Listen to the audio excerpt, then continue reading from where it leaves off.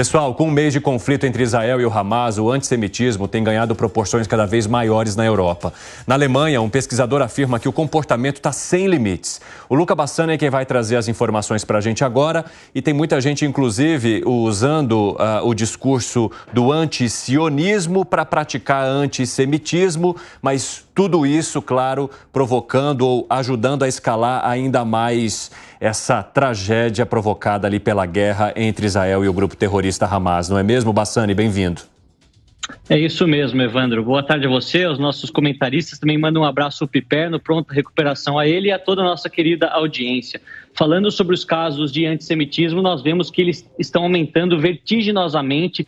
Muito lamentável isso durante as últimas semanas, principalmente por conta da guerra entre Israel e Hamas. Um pesquisador ele disse que, inclusive, essas manifestações pró-Palestina têm demonstrado um caráter antissemita sem limites, seja nos cartazes, seja até mesmo nos cantos. Um dos cantos mais famosos, eles dizem, do rio ao mar, a Palestina será livre.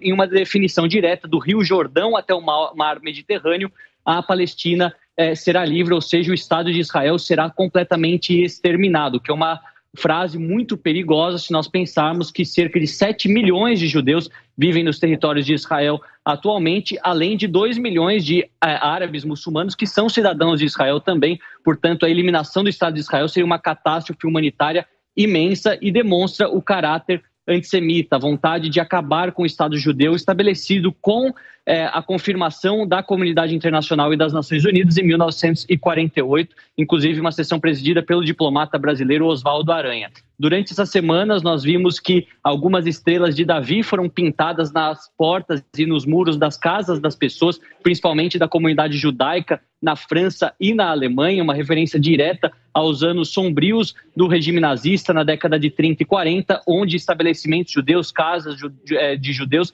eram marcadas para que se soubesse quem eram os judeus antes mesmo destes judeus serem enviados aos guetos e posteriormente aos campos de trabalho forçado e de extermínio da máquina nazista. Então, essa discussão volta à Europa ao mesmo tempo em que a mudança demográfica dos últimos anos, com muitos muçulmanos chegando ao continente, fazem com que essas manifestações contra Israel se tornem cada vez mais frequentes e coloquem os governos europeus em uma posição muito delicada. Ao mesmo tempo que eles têm a posição histórica de tentar proteger a população judaica, de apoiar o Estado de Israel e não dar espaço para discursos antissemitas, uma parte da população que é proveniente de países muçulmanos, grande parte deles da Turquia ou até mesmo os países árabes, acaba entrando em contraste, em completa divergência a essa política. Lembrando algumas pessoas, a causa palestina, nós falamos aqui abertamente no debate, ela é legítima, a discussão sobre 2 estados, sobre a criação de um Estado palestino administrado pelas autoridades palestinas,